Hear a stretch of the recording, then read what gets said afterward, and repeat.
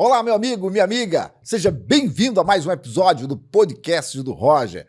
Olha, hoje nós vamos tratar de um assunto dos mais importantes. Talvez o mais importante aqui para a nossa região, a região sul da Bahia. Os dilemas, os problemas envolvendo o mercado do cacau. Um mercado que tem vivido conflitos gravíssimos nos últimos tempos, na verdade, nos últimos anos, principalmente relacionados a preço. E olha, óbvio que o cacau, que é o principal motor econômico dessa região, tem participação relevante também no PIB em outras regiões do estado, como Vale do Jequiriçá, Baixo Sul, Costa do Descobrimento.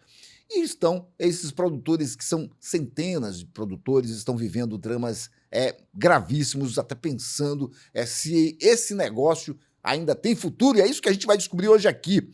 A gente convidou para isso pessoas especialistas. Estou aqui com Kleber Isaac Filho, ele que é cacauicultor da região de Itacaré. Na verdade, não é só Itacaré, mas vamos botar Itacaré aí nessa jogada.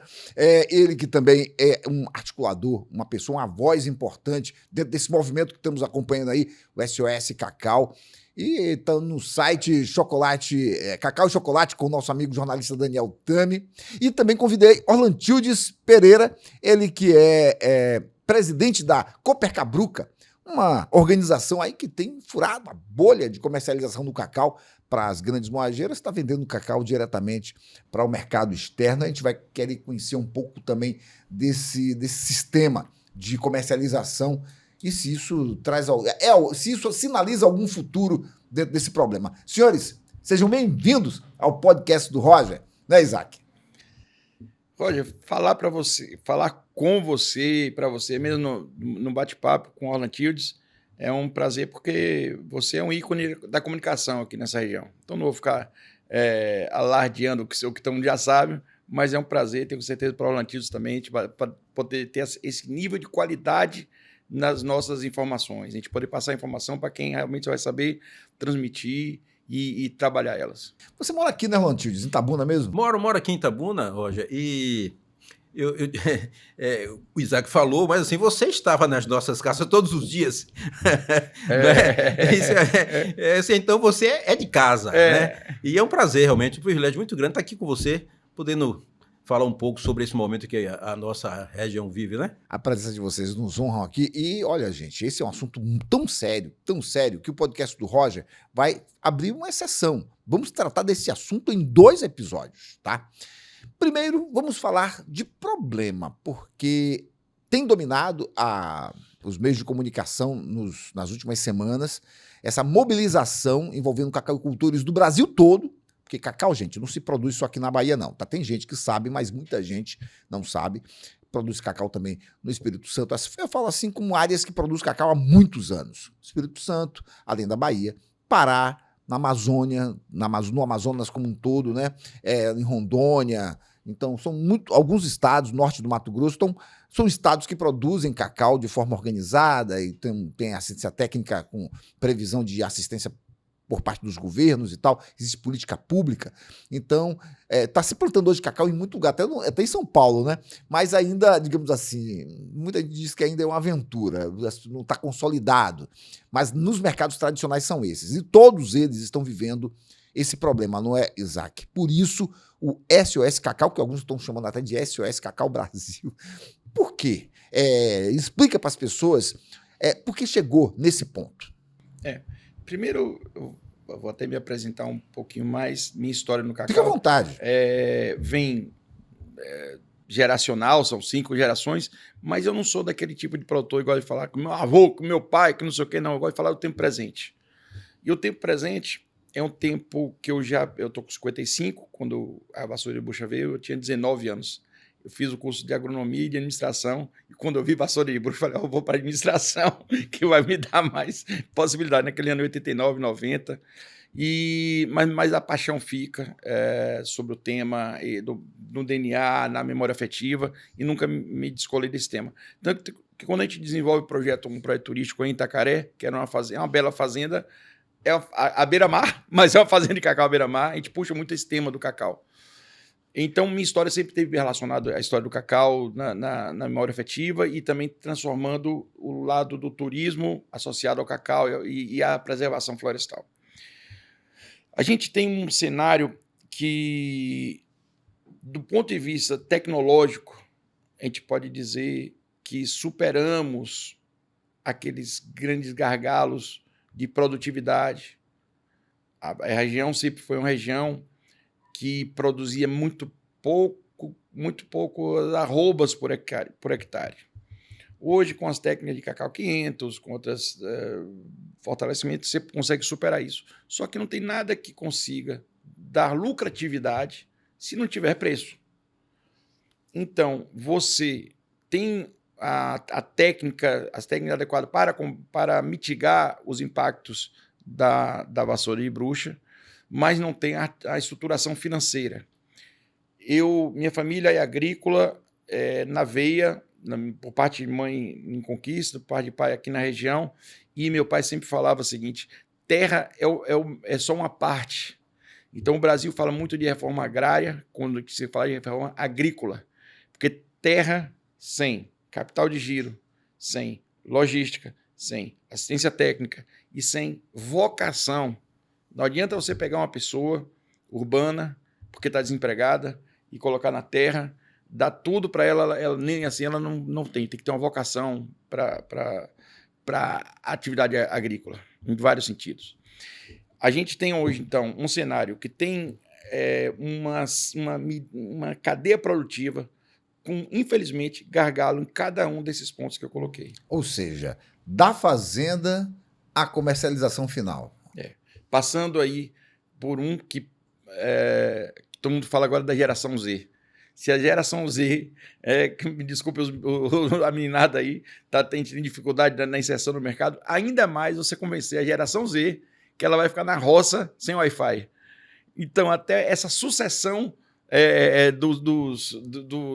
não vou nem falar do braçal, não, da pessoa que quer ficar lá como gerente. Dono da fazenda, né? O dono da fazenda. Não quer mais ficar na roça. Não quer mais. Então, a sucessão é um problema. Então, são tantos problemas que seria muito simplista a gente falar agora, o problema é que veio o navio da África. Isso é só o agudo do problema. A gente tem um quadro clínico, se a gente fosse tratar a cadeia produtiva do cacau como um paciente, a gente tem um problema agudo, que é drawback, importação, o preço, essa distorção que está tendo do deságio, que são tantos temas que o SOS, que não é uma instituição, é só um grupo de pessoas que me pediram por eu já estar no site Cacau e Chocolate, por eu fazer o programa Economia Verde. Claro, me ajuda na comunicação para a gente tentar tratar, afunilar um pouquinho, Rolantinos, em cima de dois problemas agudos. O deságio. Por que deságio? Quando a gente fala deságio, para clarear aqui para todo mundo que não está familiarizado. O preço de bolsa, tipicamente, é o que rege. Só que aqui no Brasil está se pagando abaixo do preço da bolsa, o que é uma assimetria muito grande de forças, porque o produtor não tem para quem vender.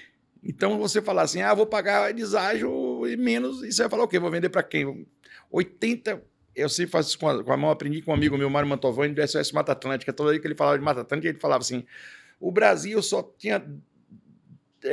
hoje 3%, aí ele fazia assim com as mãos, só sobrava 3 dedinhos, assim, ou 30%, fazia os 3 dedinhos, assim, da Mata Atlântica. A mesma coisa, 70% do cacau do mundo é produzido por 2 países. Repetindo, 70% do cacau do mundo é produzido por 2 países. E 80% do cacau do mundo é comprado por 3 empresas. É o que eu, conversando com o nosso amigo pesquisador, tá aí junto com o pessoal do Cacau 500, mas que foi aposentado da CEPLAC, Adonias me explicou, é o oligopsônio. Diferente do oligopólio, onde você tem poucos vendedores para muitos compradores, no oligopsônio você tem muitos vendedores para poucos compradores. Você falou quantos? São 5 empresas mundiais, né? Mas... As maiores são 3, né? São 3. São 3. Para fixar bem para o nosso ouvinte, né? Ouvinte, telespectador, não sei como chama aqui, para quem está nos vendo. 3 empresas, 80% do cacau do mundo. Para eles fecharem um cartel é a coisa mais simples, né? A conversa deles cabe dentro de um Fusca, né? Exatamente. E a nossa, você falou de centenas, não são centenas. Só na Bahia são 35 mil produtores de cacau. No Brasil todo são quase 100 mil produtores de cacau. Sendo que, pessoal, com todo o respeito ao trabalho que a Rede Globo fez com Vladimir Brito, que coisa linda, Renascer, Marcos Palmeira e tal, mas não existe mais coronel, não. 80% da agricultura do cacau é de pequeno, médio, agricultura familiar. Vamos tirar esse ranço do coronel. Isso aí ficou... Jorge Amado foi tão genial que ele conseguiu perpetuar um estereótipo 100 anos depois, ainda continua achando, não, coronel o quê? 80% da agricultura familiar, é sem terra, é pequenininho, é burareiro, e até porque foi herdando, foi dividindo e tal. Então, a gente tem hoje, quem foi na manifestação do dia 28 de janeiro, e Daniel Tami, que... É engraçado. Para as pessoas que não puderam ver, ele está falando das manifestações, gente, que foram realizadas no Porto de Ilhéus quando chegaram os primeiros navios desse ano. Porque, na verdade, essas chegadas de navios vindos tanto da Costa do Marfim quanto de Gana, elas vêm já o ano passado todo, né? Vários momentos, vários episódios, né? E esse ano teve em janeiro, então os produtores se organizaram e fizeram uma grande mobilização. É dessa mobilização que o Kleber Isaac está falando. E aí quando você vai ver lá, quem foi esperando que ia ver um bocado de Ranger, Amarok, não sei o que, você viu foi as Kombi velhas chegando, os F4000, o pessoal de Teolândia, é brabo, viu? O Teolândia Tancredo Neves, aquele povo do Baixo Sol, aquele povo é brabo. É pneu queimando, é uma confusão, não é miséria, mas com aquele povo não. É uma classe média baixa e classe média, cara. Assim, então, assim, tem que tirar esse estereótipo, até para poder, até para que aquele consumidor final, aquele que vai na prateleira, ele tem essa percepção de que a decisão dele tem impacto social. Não é só ambiental, não. Depois eu vou falar do ambiental. Tá. O impacto social é enorme quando você escolhe uma barra de chocolate Cacau Brasil. Tem que ter responsabilidade como consumidor, né? Isso. Eu conheci um dos fundadores do Greenpeace no Brasil, José Zucchini, que é da Expedições, Ambiental Expedições, e ele, já naquela época, ele falava, Kleber, a solução é no consumidor. O consumidor é que escolhe, em última instância, se o produto porque todo mundo agora se é sem glúten, sem açúcar, sem lactose, sem não sei o quê, mas tem alguém olhando se está sem sofrimento? Se está agredindo a mata... floresta. É isso. Nosso cacau, ele tem vários ativos que não são convertidos para o produtor. Esses ativos não trazem benefício e para serem mantidos, são ativos caros. Porque para você produzir o cacau embaixo da floresta, ele tem um custo que é elevado, porque você não pode mecanizar de uma forma extensiva, como você faz em outras culturas. Você não pode... tem muita nascente. Você precisa de mais trabalhadores para poder estar por hectare, para poder dar conta. Não consegue mecanizar, não consegue... Tem muito topo de morro, essa região toda é montanhosa. Então, aí que está. Hoje, você citou vários estados que estão com produção. Mas, e eu vou exaltar, em primeiro lugar, realmente o valor da cabruca. O consumidor ele tem que entender que o cacau Amazônia e o cacau cabruca tem valor, que ele está preservando a floresta.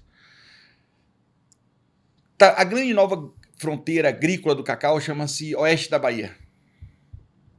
Não vou citar nomes para não ser indiscreto, mas tem projetos lá de 5.000 hectares de cacau em áreas planas como essa mesa. Fiz matéria lá recentemente, no ano passado.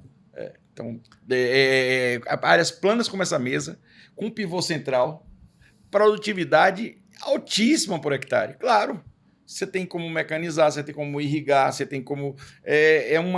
Então, o consumidor tem que perceber valor em quem está preservando, porque no final, com todo respeito a todos os ambientalistas, não vou citar nomes aqui da região não, mas todos os ambientalistas ali, vou citar o nome das ONGs, seja Arapiaú, seja Taboa, seja Floresta Viva, seja quem for, não são eles que estão preservando. Quem está preservando essa floresta são 35.000 pequenos produtores rurais que estão segurando aquele topo de mata, está preservando a nascente, está preservando a reserva legal. Esses caras estão pagando um preço alto para estar preservando. Ô, Gildes, no caso de vocês que são uma cooperativa, vocês conseguem algum tipo de ágio nesse cacau que você está conseguindo vender diretamente no mercado europeu, por exemplo? Ô, Rogério, eu queria só voltar um pouquinho aqui. Fique à vontade. Pegando aqui um gancho da fala de Kleber. É que ele deu uma palhinha para a gente entender a complexidade que é o momento atual. A minha vida profissional foi no banco. Eu fui gerente do banco aqui na região aqui, Banco do Brasil, me aposentei no Banco do Brasil, e me lembro que eu fui gerente em Camaquã, e nós tínhamos naquela época aí algo em torno de 2 dezenas de compradores, de firmas compradoras de cacau. Algumas firmas que exportavam. Sim. Mas o mercado foi encolhendo. As multinacionais grandes foram comprando as pequenas e hoje é o que Kleber falou. Nós temos 3 grandes compradores que compram quase todo o cacau que é produzido no Brasil. Eles têm, inclusive, sistemas de controle porque eles conseguem financiar a produção de determinadas fazendas e aí a pessoa tem que ir lá adubar naquela data, tem que comprar, todo o sistema é tipo uma tabela, tipo um ano, tem que seguir exatamente como é feito lá com o pessoal da celulose, né? Aquelas empresas de celulose, eles financiam o produtor. Algumas desses compradores já controlam a produção do sujeito na fazenda. Eu digo o seguinte, Roger, que numa situação de oligopsônio como a gente vive, termina que o produtor, o dono das propriedades, são pequenos produtores na sua maioria, são quase que escravos delas. Esse é um problema. O que você cita aí existia muito mais, um pouco mais no passado do que é agora. Agora, o que é que acontece? Elas sabem que elas são dona do pedaço. Só tem elas. Não precisa dar muito benefício, não, porque só tem as 3. Os CEOs dela aí sentam numa mesa, tomam um cafezinho e discutem preço. Não, vamos pagar X pro produtor lá na Bahia.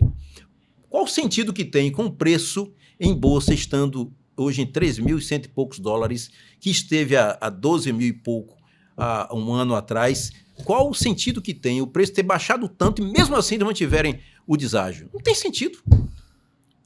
Esse é um problema. Mas, voltando à sua pergunta, e ainda pegando uma palhinha da fala de Kleber, o problema do cacau, não é de hoje, é mercado. Porque a questão de você ter produtividade e cuidar bem, isso aí é uma coisa que a gente aprende. Sim. Mas mercado você não controla. E esse é o problema, mercado, meu amigo. Então, estou produzindo bem, meu produto é de qualidade, mas vou vender para quem? A quanto? Nesse contexto é que a cooperativa, a Cooper Cabruca, surgiu como uma opção. Né? Já tinha uma outra empresa aqui que estava comprando cacau fino e tal, e isso provocou digamos assim, uma esperança nova no produtor. E ele, naquela época, isso há 7, 8 anos atrás, os produtores começaram a tentar vender cacau fino para essa empresa que tinha chegado aqui para a região. Uma proposta muito boa, pagar muito bem e tal, mas ela estava sozinha, como ainda está sozinha, ou esteve sozinha, né? Porque só ela que comprava cacau fino. Aí nós chegamos com a proposta de também vender para o mercado interno, mas vender também para o mercado externo. E eu digo a você o seguinte, a gente avançou e tem avançado como um novo horizonte para o produtor. Eu falei que vocês furaram a bolha dessas grandes compradoras. E isso envolveu desafios não só de criar uma base de vendedores para vocês com qualidade, mas também desafios técnicos, né? De mercado, né? Porque, por exemplo, eu, como disse, minha vida profissional foi no banco, mas eu nunca tive uma experiência para exportar, nem negociar com o exterior. E tive que aprender isso na marra, porque eu entendo o seguinte, que a experiência que eu tive no banco para negociar, eu podia, de alguma forma, aproveitar em benefício da cacauicultura.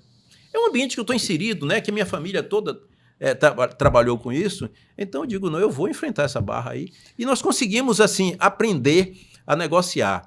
Tanto é que hoje a gente tem uma empresa grande, talvez a maior lá da Europa, processadora de chocolate, que está comprando hoje na nossa mão toneladas de cacau, né? A gente tem exportado diretamente. E isso é muito importante. É uma pequena cooperativa, mas a gente faz diretamente. 2025, vocês conseguiram vender quanto de cacau para o mercado externo? Isso. O ano passado foram 62 toneladas. Esse ano já fechamos um contrato de 100 toneladas e é possível que a gente vai entregar isso antes de chegar ao final do ano e que a gente feche ainda esse ano um novo contrato. É interessante porque essa empresa ela tem lojas nos 4 continentes e ela lançou um produto exclusivo com cacau brasileiro. E esse cacau brasileiro é comercializado pela Copacabana. E a tendência é de dobrar isso a cada 2, 3 anos. Então, a gente está assim numa... Ela está utilizando o cacau vendido pela Copacabana com alguma marca diferenciada lá? Isso. Eles têm... Ou seja, eles estão realmente transformando esse produto num ativo diferenciado por causa dos elementos ambientais, Exato. sociais, do comércio justo, isso aí. Isso eles estão vendendo isso. Tanto é que o produtor cooperado da Copacabana, para vender cacau para eles, a propriedade tem que estar cadastrada numa plataforma deles lá e eles avaliam lá se houve desmatamento ou não. Então, o produto que nós vendemos para eles são de áreas não desmatadas, que é um ativo que nós temos. E tem muita gente que compra isso, né, Kleber? Na Europa, tem muita... A gente ainda não tem aqui no Brasil um consumidor muito, digamos assim... não é militante nem ativo, mas poderia utilizar a expressão assim de que mais consciente. Na Europa você tem muitos festivais de chocolate e uma cultura de consumir chocolate que tenha assim, que não tenha mão de obra escrava, que não tenha mão de obra infantil, que tenha preservação ambiental. Aqui a gente ainda não tem. Você acha que para que a gente aqui no Brasil venha a ter esse consumidor no nível do europeu, vai ser necessário fazer o quê? Um trabalho de marketing? Ou o marketing já se esgotou? Não, a gente nem começou. Eu também acho que E nem começou. A gente tem sim aí eu até vou divergir com todo respeito. O consumidor brasileiro, ele é sim muito sensível a causas ambientais. Tanto que vou até citar um exemplo do momento agora. Aquela barbárie que fizeram com um cachorro. Sim. Você viu a comoção. Orelha. Você viu a comoção que teve pela causa animal. Se você vê a mobilização que teve pela COP30, só se falava em COP30. Então, tem sim uma sensibilização, tem uma sensibilidade. O que está faltando é a comunicação. Vamos nem chamar de marketing para não dar um sentido mercantilista. Sim. A gente precisa se comunicar melhor. Nós precisamos se comunicar. Por isso eu fiz questão. Eu sou fã do maior. Foi o centroavante mais grosso que a seleção brasileira teve, mas o maior comunicador que teve foi Dadá Maravilha. Que ele falava: não adianta vir com a problemática que Dadá traz a solucionática. Então, a solucionática é a comunicação e ter canais. Aí, entrando no marketing, que eu aprendi lá na escola de administração, simplificar. O que é marketing? Preço, produto, promoção, distribuição. O consumidor não sabe o produto que ele está consumindo. A gente está faltando comunicar melhor para ele que o cacau brasileiro preserva. A gente precisa chegar na gôndola. E vou lhe dar uma boa notícia, Orlantius. Entrou agora no movimento o pessoal do Espírito Santo, Paulo Gonçalves, lá da Espírito Cacau. A Espírito Cacau é uma empresa, Paulo é um empresário que o pai dele é de Belmonte, foi o precursor do cacau lá em Linhares nos anos 70 e a vida dele é cacau. Hoje ele tem uma marca de chocolate Espírito Cacau que tem um departamento de marketing muito competente e que vai ajudar a gente nessa campanha de Cacau Brasil. A capacidade dele quando eu falo, não é só por ter agência, ou ter assessoria de imprensa, ou ter comunicação, não é porque é um cara que tem cacau na veia. O cara ele é exportador, produtor, planta cacau, tem cacau na veia, esse lado da nossa pátria cacau. E Paulo me trouxe uma informação. Então, assim, sim, falta comunicação. Eu sou muito prolixo, mas assim, falta comunicação, sim. E o brasileiro, sim, tem sensibilidade a temas ambientais. Precisa trabalhar essa sensibilidade, então. Exatamente. Precisa trabalhar essa sensibilidade. Precisa saber que tem um Orlantiudes com uma cooperativa. Tem que saber que existe como eu falei, desse estigma do coronel. Eu estava aqui em algum momento aqui em Itabuna mais cedo, aí... lembrei, fui no dentista. Aí eu falei, vou pagar aqui uma besteira lá, vou pagar 4 arrobas de cacau. Ao dentista. Ao dentista. 4 arrobas de cacau. Aí a primeira coisa que ela falou foi, mas também vocês ficaram aí com R$1.000 aí um tempão, ganhou muito dinheiro. Eu falei, meu Deus do céu. E é daqui de Itabuna. Imagina o pessoal do sul do Brasil que não tem consciência. Eu falei, ficou 3 meses com R$1.000, pelo amor de Deus. Eu lembro que na época nem tinha cacau para vender, né? Ainda tinha isso. Não tinha isso. Não tinha cacau para vender.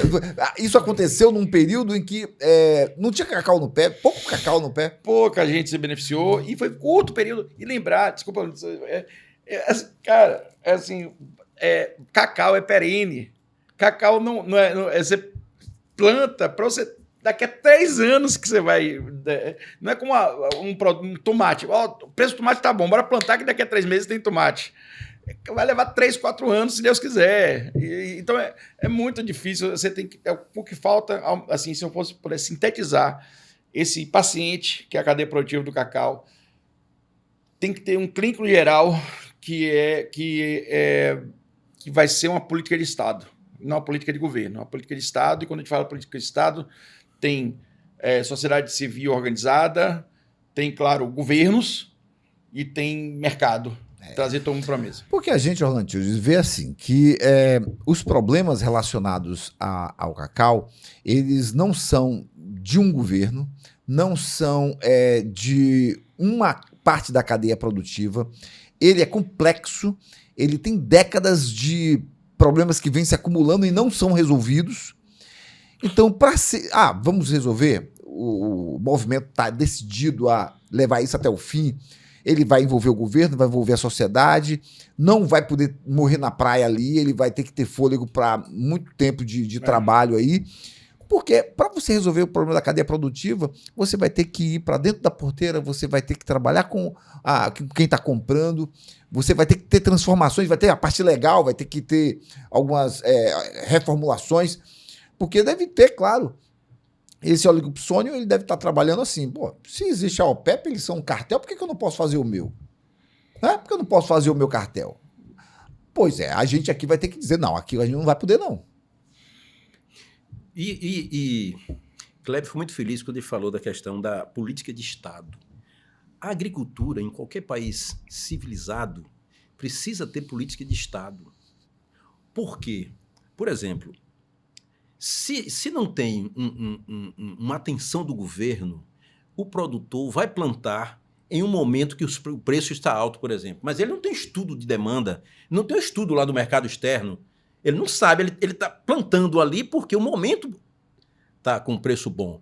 Mas se tiver uma política de Estado, o Estado vai fomentar a plantação de determinadas culturas que sejam, primeiro, estratégicas para o país e depois que deem para o agricultor a segurança dele que ele precisa em termos de retorno.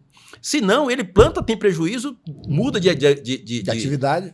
Vai dar prejuízo porque não tem o governo orientando, entendeu? E direcionando os recursos públicos para isso. Alguns setores da agricultura já vivem isso de uma maneira mais organizada, de uma maneira mais com política de Estado, como é o caso da carne hoje, o caso da soja, o caso do milho.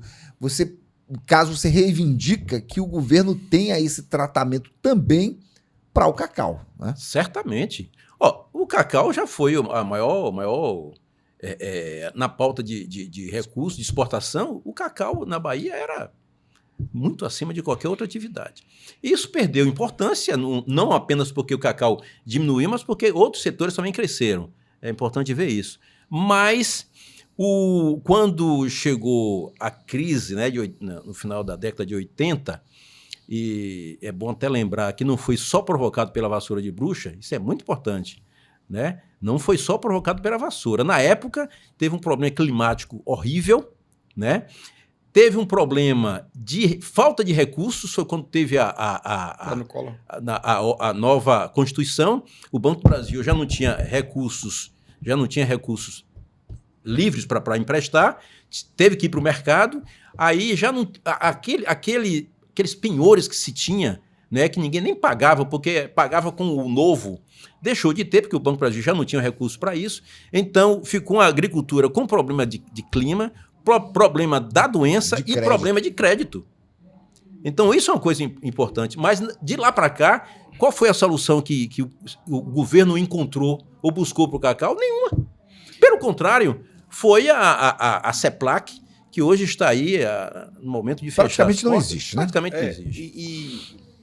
E o preço em dólar baixíssimo também, Isso. Né? $800, cara. Foi um preço baixíssimo. O mercado bem E para como diz um amigo meu, para terminar de completar, ainda teve o plano Collor, que roubou de todo mundo. Então, foi a tempestade perfeita que gerou isso tudo. E aí você tem, logo na sequência, eu fico assim, receoso de falar, medindo as palavras, falando, assim, o famoso PESA, que foi uma linha de crédito do governo Fernando Henrique, que, e você estava falando do Brasil, na época você pensava, né? Você é meu testemunho, que foi talvez uma das poucas linhas de crédito que Cacau executou, pegou o dinheiro, executou mesmo, não comprou caminhonete nova, não, fez mesmo, executou, que era um pacote tecnológico elaborado pela CEPLAC, que é governo federal, financiado pelo Banco do Brasil, para executar um pacote tecnológico de combate à vassoura de bruxa. Cerca de 2 anos, e todo mundo foi, se endividou, entrou. Cerca de 2 anos depois, a própria CEPLAC reconhece que aquele pacote tecnológico aumentava. Não funcionava direito, né? Então, aquilo ali já era para ter tido uma grande reação coletiva, uma causa coletiva. Ele falar para tudo, freio de arrumação, com vou falar guarda das proporções, como se fosse uma enchente no Rio Grande do Sul. É uma força maior. Na verdade, foi um desastre mesmo. Foi né? um desastre. É econômico, não é natural, mas é econômico. Mas isso no direito existe. É desequilíbrio econômico do contrato, fruto de ação externa. Ação né? externa. Era para ter feito uma grande repactuação. Só que aí que entra a maior, ao meu ver, dificuldade nessa região. Por isso que eu fiz questão de fazer, traga a solucionática que está aqui, que é cooperativismo. A falta de união. O cacaucultor, o sul da Bahia, ele é pouco afeito a associativismo, a cooperativismo, e já naquela época já para ter um grande movimento de união pela cacaucultura, e cada um foi achar a solução do seu jeito, ou quiser, não, isso é para os quebrados, um certo orgulho, e não teve. Então a gente tem assim, até hoje, tem famílias que foram, e aí o Banco do Brasil não aceitou nenhum tipo de repactuação, entrou com ações, assim, as pessoas que entraram com ação para poder baixar a dívida não conseguiu. Aí hoje é menos de 20% das pessoas, é um público relativamente pequeno, entre aspas, desse foco. Mas é também mais uma pimentinha aí, para você ver que o problema não é tão fácil, não existe só, não falou, quem foi me disse ontem? Acho que foi Dilson lá de Piauí. Não existe solução fácil para problema difícil. Ou foi Ronaldo Abud ou foi Dilson que falou isso. Não existe solução fácil para problema difícil. E nem existe, por favor, cacauicultor e cacauicultora, cacauicultores que estão nos grupos. Esqueçam agora a ideologia, porque isso perpassa vários governos.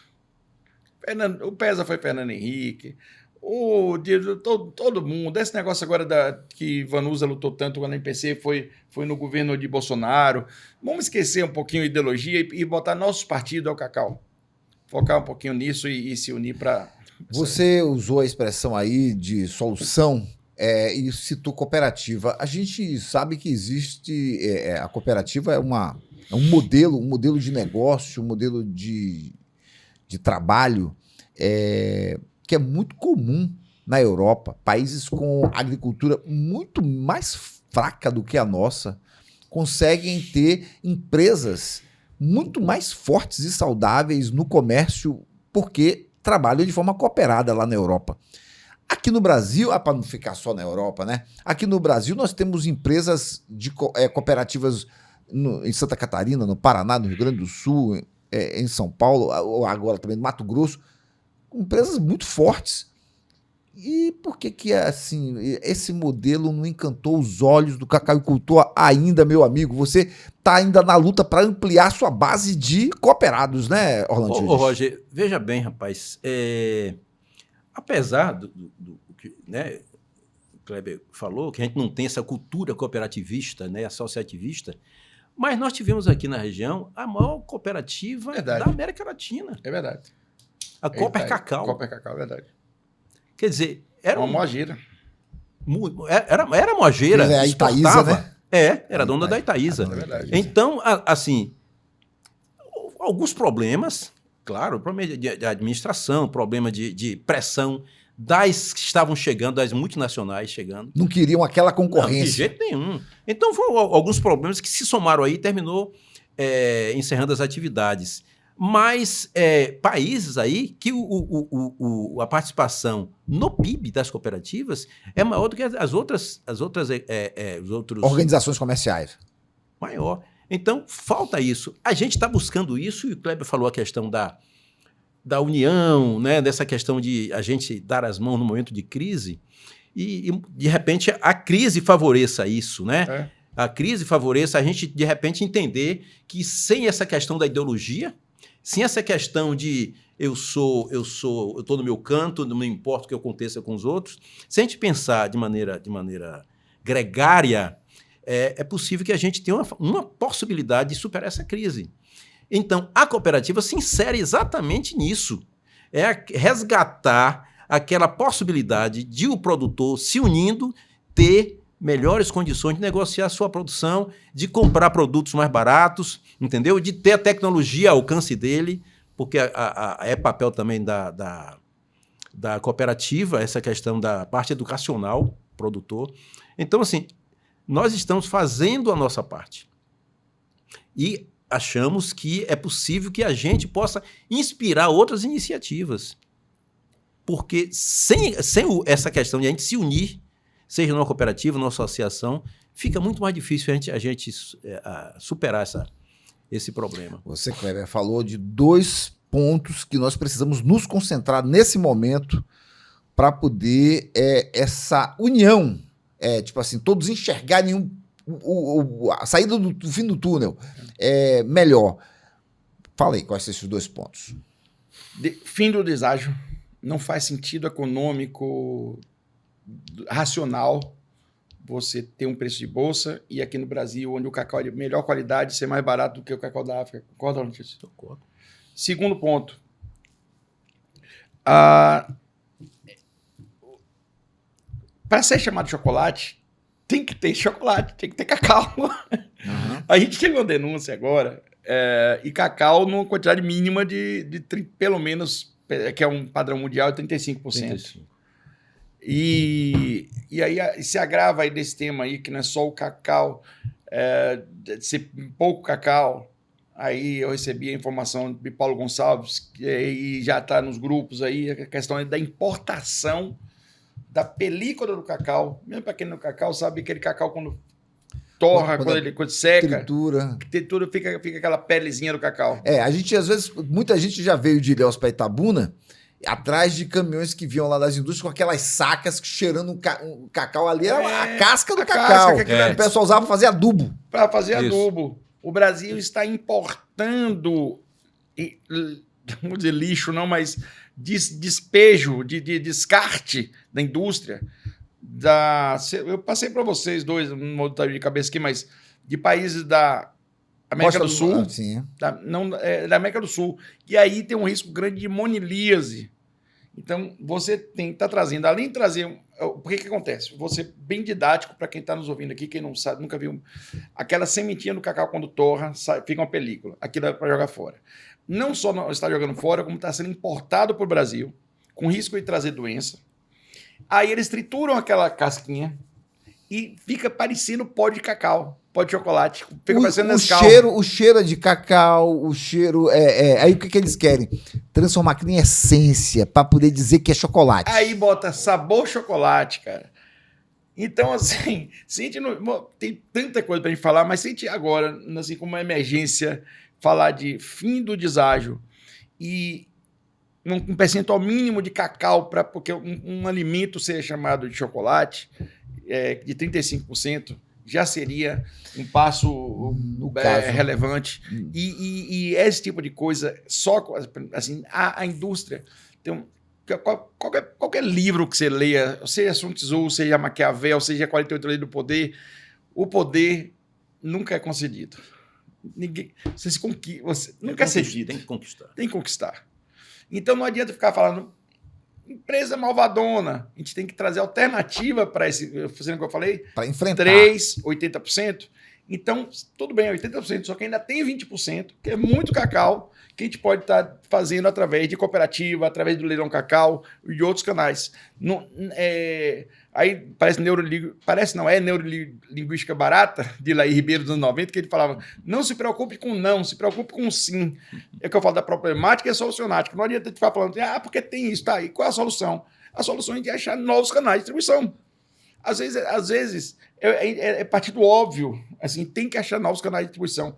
O Lantios não falou em nenhum momento aqui do Leilão Cacau, mas é outro mecanismo que tem. Vamos falar, vamos deixar isso para o próximo programa, tá bom, Lantios? Vamos deixar para o próximo. Mas esses canais... Então, você falou dois problemas. Um é a questão do deságio e a outra do percentual de cacau para ser chamado de chocolate, né? Isso me lembrou muito bem. É importante isso aí, e é importante você que está aí nos assistindo crie uma consciência em relação a isso. A pessoa, por mais simples que seja, ela consegue entender isso. A gente, por exemplo, é muito normal hoje você ver nas gôndolas do supermercado as pessoas irem comprar manteiga e ficar prestando atenção se é manteiga mesmo. Isso porque foi difundido que muita gente estava comendo mistura láctea que não era manteiga. Que para ser manteiga, na embalagem, tem que ter lá primeira qualidade, manteiga de primeira qualidade. Só pode usar essa expressão manteiga mesmo. Quando você não vê ali, você vê o preço de uma é 29, a outra é 18, é porque aquela não é manteiga. Então muita gente já está na gôndola, preste atenção nisso. Você está comendo chocolate? Será que você está comendo chocolate mesmo? Ou aquele biscoito wafer que vem dizendo que tem chocolate, na verdade está trazendo essência feita com casca de amêndoa. Preste atenção nisso aí, porque você faz parte dessa solução, não é nisso que a gente está se concentrando, exatamente. Kleber? A solução vem do consumidor. Foi o consumidor que um dia resolveu que ia prestar atenção no glúten, foi o consumidor que um dia resolveu que não ia mais comprar produtos com mão de obra escrava, não vou citar países, mas buscar a cadeia produtiva do cacau. É o consumidor, no final a responsabilidade está na cadeia, na gôndola. E isso aí precisa envolver o Instituto Nacional de Propriedade Industrial, o Instituto Nacional que regula as normas técnicas, porque você vai criar um sistema que lá dentro, na indústria, vai ser fiscalizado. Igual como se fiscaliza o percentual de sódio na mortadela. É isso. Pois você precisa criar... Você precisa fiscalizar lactose. Se aquele produto que está dizendo que é chocolate, se é chocolate mesmo, tem 35% pelo menos. Foi feita uma pesquisa pelo Instituto Nuclear, lá de Campinas, na semana passada eu li essa matéria, no Mercado Cacau, mostrando que esse chocolate meio amargo não traz mais cacau do que o chocolate ao leite. E as pessoas se iludindo, achando que estão comendo mais, porque confiam, né? Confiam na apresentação do produto. Eu diria, Roger, me permita, pegando um gancho aqui de Kleber, que a solução realmente está com o consumidor. Mas ele ainda não é suficientemente informado, esclarecido, para poder pegar cada produto e ler os ingredientes. Por exemplo... Até para confiar no que está ali no rótulo, precisa ter a fiscalização lá na indústria. Eu diria a você que essa questão da confiança é menos problemático do que você chegar numa barra de chocolate e encontrar primeiro açúcar, depois gordura e depois cacau. O que mais tem é açúcar... Depois gordura e depois cacau. Gordura hidrogenada. Então, se o consumidor... E isso é um trabalho de formiguinha, lento, porque a indústria está ali, ela está no limite do que a lei permite. E às vezes ultrapassa. Mas o que é que ela leva além disso? A beleza do produto. Você chega com a embalagem aquela, meu amigo, enche os olhos. Você entende? Então, se a gente vencer esse domínio né, que é muito, muito claro isso, é um trabalho de formiguinha. Quando o produtor de cacau, o consumidor, passar a ser exigente realmente com o produto, a indústria vai ter que mudar. E eu vou citar exemplos, assim, eu falei da questão do glúten, da lactose, que isso é um lugar comum, né? Tem lactose, não tem... Você lembra que ninguém tomava vinho 20 anos atrás, 15 anos atrás? O brasileiro não tomava vinho. Começou a criar uma cultura do que diz do vinho, dos flavonoides, da qualidade do vinho. Vinho para o brasileiro era aquele vinho da garrafa azul, a garrafa azul bonita. Hoje o brasileiro aprendeu a tomar vinho. Vou citar outro exemplo. Hambúrguer. Ninguém dava valor a hambúrguer artesanal. Achava, não vou citar nome, não para não levar processo, mas achava que aquele hambúrguer daquela empresa era fininho daquele jeito, cheio de coisa. Hoje a pessoa, um hambúrguer artesanal. Então, é um hábito. O povo do café agora, né? Café. O povo está começando a aprender a tomar café. É interessante então, isso. Tem um trabalho, assim, eu tô... Ou seja, quando a gente falar de chocolate, a gente não quer inventar a roda, não. Tem Não. muita coisa que já está sendo feita aí em outras cadeias. Só para a gente ter uma ideia, não existe na literatura médica nenhum tipo de problema com o consumo de cacau. Então, não existe intolerância a cacau, não existe. Quando se come uma barra de chocolate e causa algum problema, são os outros ingredientes, não o cacau. Então é preciso entender que o cacau é um produto nobre, dos mais nobres que tem para o consumo humano. Então, e a indústria aproveita isso e mete o cacau lá atrás e bota as coisas que não prestam lá na frente. E aí quando você tem uma situação pontual, muito pontual, que durou poucos meses, como aquela do ano retrasado para o ano passado, em que o preço ficou muito elevado, e a indústria fez aquela zoada porque estava pagando mais caro aquele cacau naquele momento. E aí ficou sem formar estoque, porque não queria comprar mais caro. O que ela fez? Ela começou a manipular as formulações dos produtos para diminuir a quantidade de cacau naqueles produtos. São sucedâneos. Os sucedâneos. Só que isso aí é um momento de ouro para a indústria, porque ela aproveitou o preço que estava alto para ela, né, achando que estava caro, e aí ela criou sucedâneos. E agora o preço caiu, mas ela não tirou os sucedâneos. É isso mesmo. Eu fiz uma postagem, eu até peço o pessoal seguir o SOS Cacau Brasil, também. No final do ano passado, não vai levar processo porque está lá e vai tranquilo. O presidente da Nestlé, na revista Exame, ele reclamando da inflação do cacau, que ele nunca teve a inflação do cacau, que aquilo estava muito caro, não sei. Eu falei, não é possível, cara. Aí eu fiz uma postagem mostrando que com uma barra de soufflé, o custo do cacau era 2,7% ou 3% no máximo, 3% do custo. Então, e você imagina o seguinte, se você aumentar R$1 no quilo do cacau, aquilo representa, para uma família, R$15. Esses R$15 vezes 10 arrobas são R$150.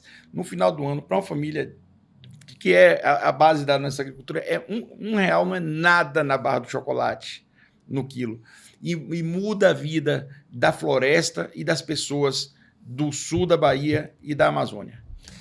Roger, me permita só uma informaçãozinha que é muito interessante. Nos últimos 30 anos, só em 4 anos, o preço foi favorável ao produtor de cacau. Quer dizer, quando a gente ouve uma declaração dessa do presidente da Nestlé, a gente percebe o seguinte, é uma forma de dominação do rico sobre o pobre. Dizer que tem inflação no preço de cacau, quando historicamente a gente está sempre perdendo, perdendo dinheiro. Eu fiz uma postagem e provoquei, marquei ele, falei, pessoal, bora trabalhar então para entender o que é isso. E será que a Nestlé, imagina a força da Nestlé se ela vem com isso. Se um Espírito Cacau, que é uma empresa de médio porte, grande indústria, mas de médio porte em relação à Nestlé, eu estou feliz que ela está vindo com a gente nessa campanha. E estamos tentando trazer a Gencal também, que é moageira, que é uma moageira. Olha aí no canal. Pouca gente sabe. Eles estão com uma planta aqui em Piauí. Perto de Gandu. Perto de Gandu, né? Gandu. Ele tá fazendo comercial aqui de graça aqui para você, viu, seu Ernesto? Estou fazendo propaganda aqui de graça. Seu Ernesto, patrocinar aqui o podcast de hoje. Estou fazendo a Gencal, uma empresa que tem dono. Eu vou fazer umas passagens para ele, empresa que tem dono, empresa que você senta, assim, lá, seu Ernesto, que é um cara que você senta e não vai falar com o seu Conversa Cargill. com- Você não consegue falar com o seu Cargill, nem com o seu Nestlé, nem com o seu Barrica Calibô, mas com o seu ele e não é uma empresa pequena.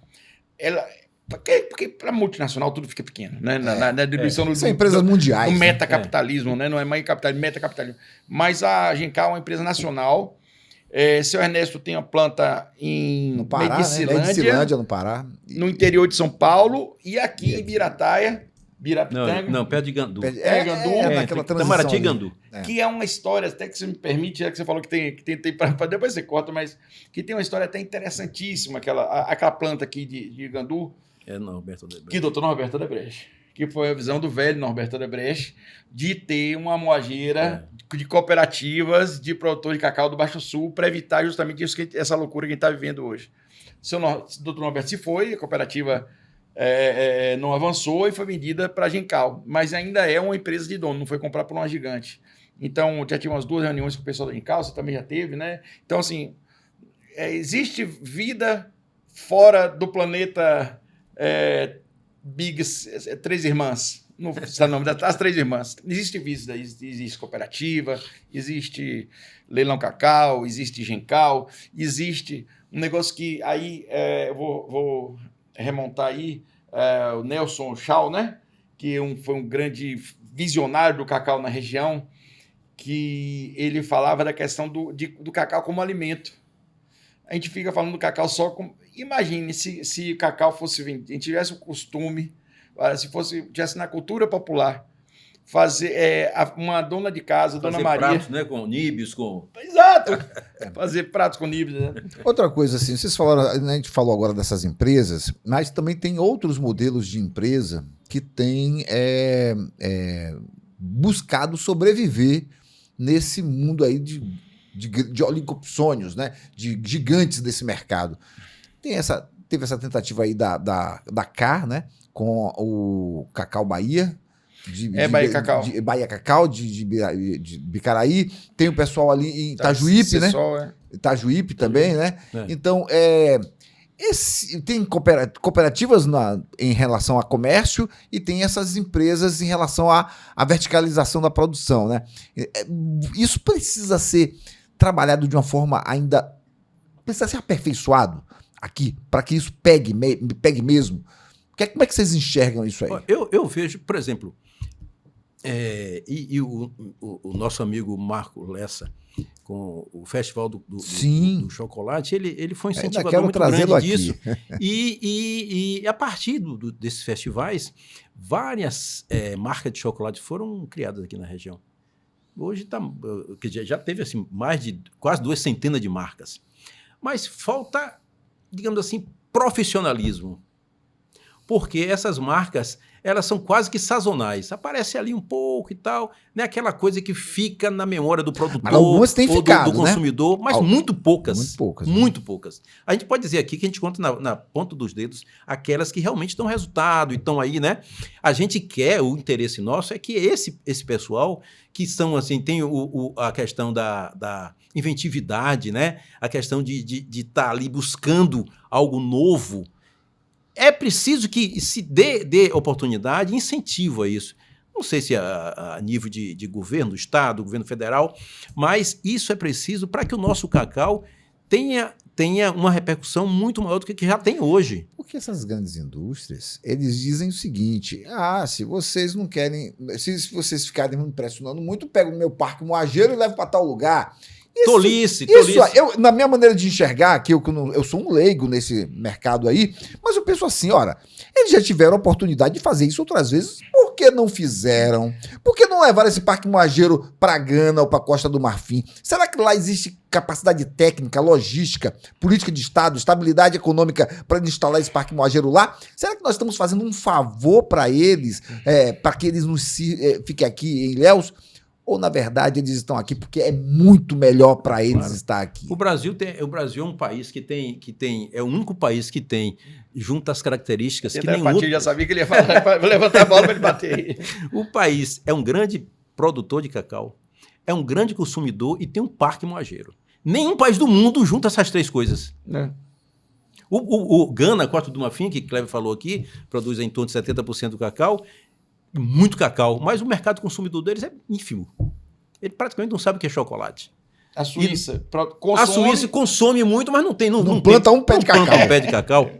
Então, se a indústria que hoje está aqui, se assim, não vou querer isso aqui não, porque o pessoal está brigando aí, não sei o quê, falando mal da gente, e botar a capanga embaixo e ir embora, daqui a pouco chega o chinês aqui querendo comprar tudo.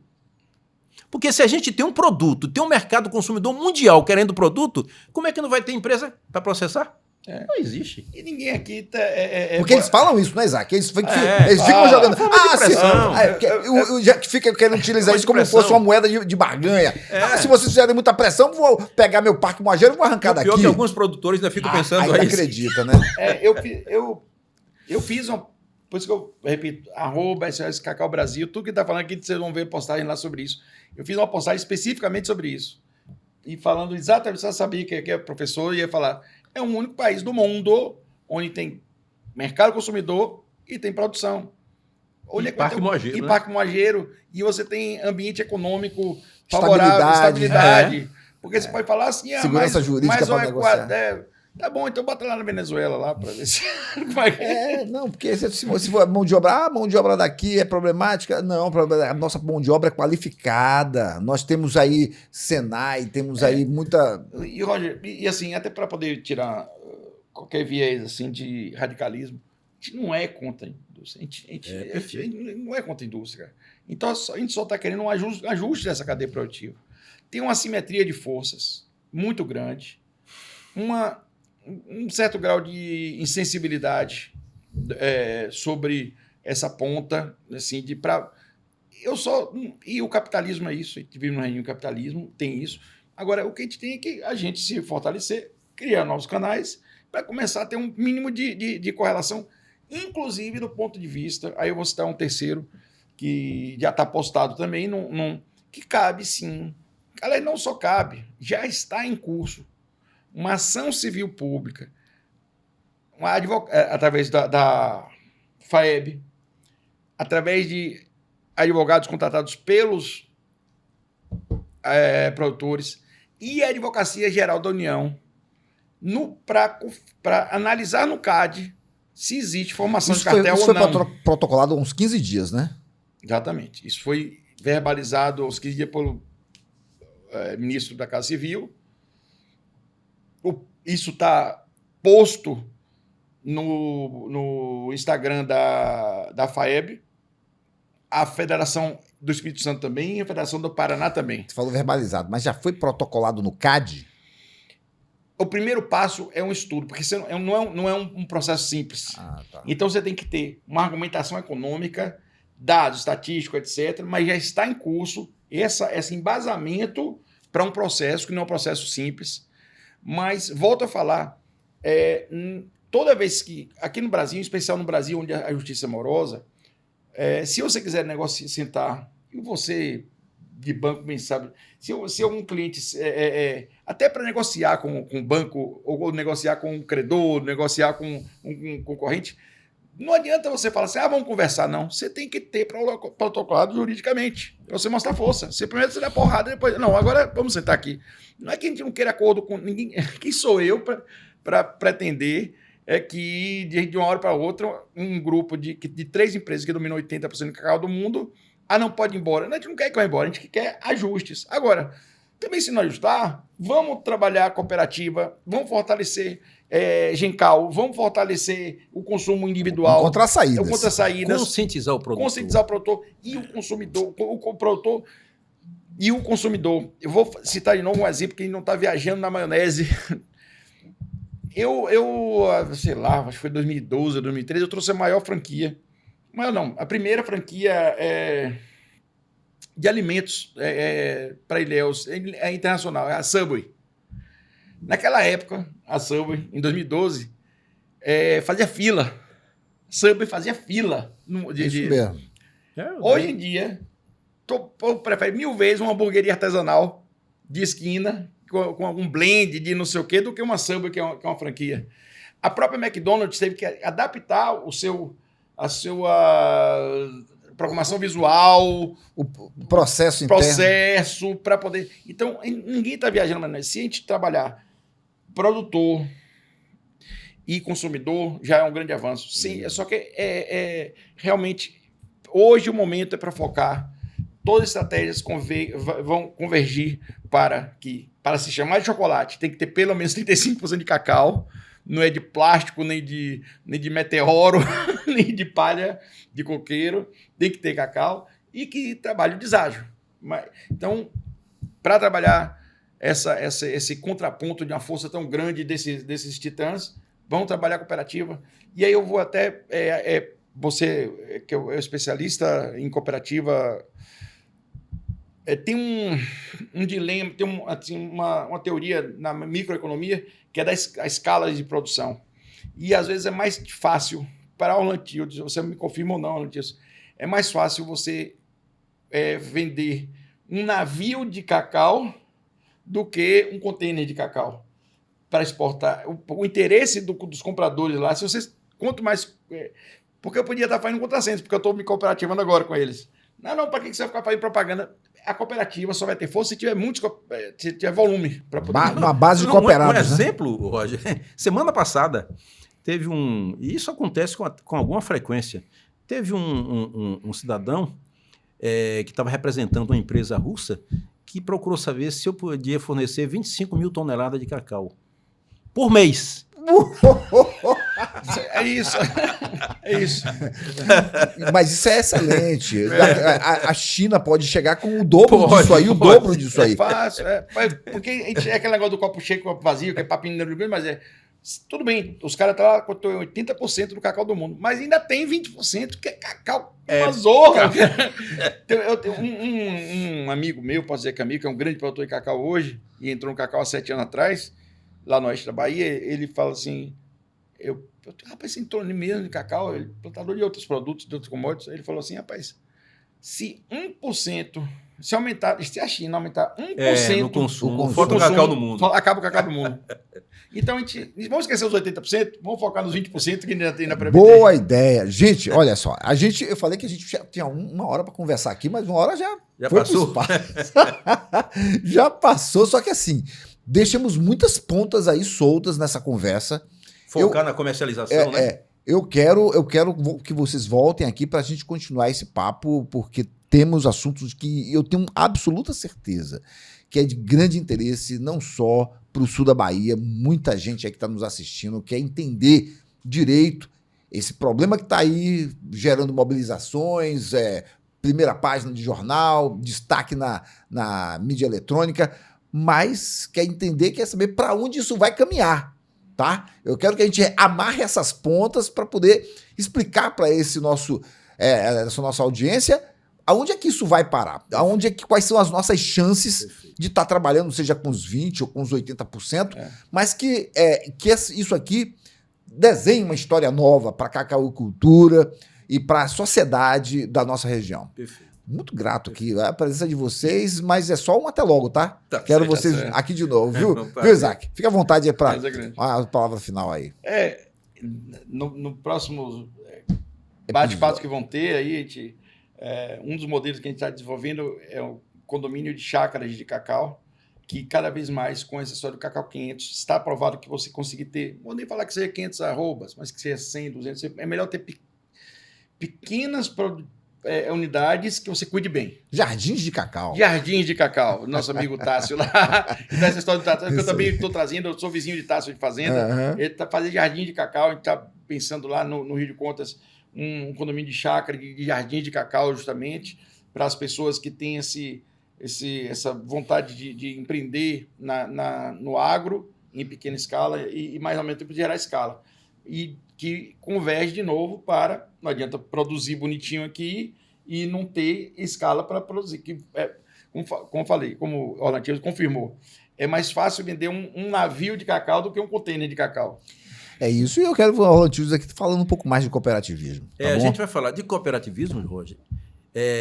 As nossas experiências com relação à comercialização do produto, especialmente com exportação, e também de um mecanismo criado por nós para permitir ao produtor, digamos assim, se libertar né, da venda quase que obrigatória para as moageiras locais. Então, é um instrumento moderno, né, é uma plataforma virtual, onde ele coloca o cacau dele lá e pode ser comprado lá por gente do sul do país, de outras regiões do país. É uma coisa que a gente seria interessante. Que é o leilão, né? Que é o leilão cacau. Massa, muito bom. Gostei muito de vocês aqui. Bom. Gente, muito grato. A gente se vê de novo. Pronto, ok. Você aí de casa, gente, ó, é o seguinte, você que tá vendo esses episódios, seja no Instagram, no TikTok, dá uma chegada no episódio completo, dá uma assistida no episódio completo, conhecemos os problemas a fundo, principalmente para você que sempre achou que alguns assuntos são tratados de maneira muito superficial, muito rasa. Entre mais nesses assuntos indo no nosso canal no YouTube. O nome do canal é @podcast do Roger. Tem que colocar o arroba na frente, tá? @podcast do Roger. Lá no YouTube você vê o episódio completo. Não só os trechos que a gente coloca no Instagram, no TikTok, mas você pode ver o programa completo ou assistir em algumas partes, porque você fica lá na plataforma. Tá certo assim? Ô, Kleber, você me trouxe um presente, não é isso? Deixa eu ver isso direito. Gente, Kleber, além de tudo, é escritor. Que livro é esse aqui? O livro Baianos é um livro, é um presente para você, para o Orlantildes, é um livro de crônicas, de causos da Bahia, personagens reais, personagens que estão, que não são relatados, não são personagens célebres como Odebrecht, ou como Irmã Dulce, ou como Otávio Mangabeira. São aqueles personagens folclóricos da Bahia e que eu tive a oportunidade de ver. Porque eu até cito na introdução. Eu conheci alguns aqui em Tabuna, em Ilhéus, em Piauí. Em todo lugar tem. Em todo lugar tem.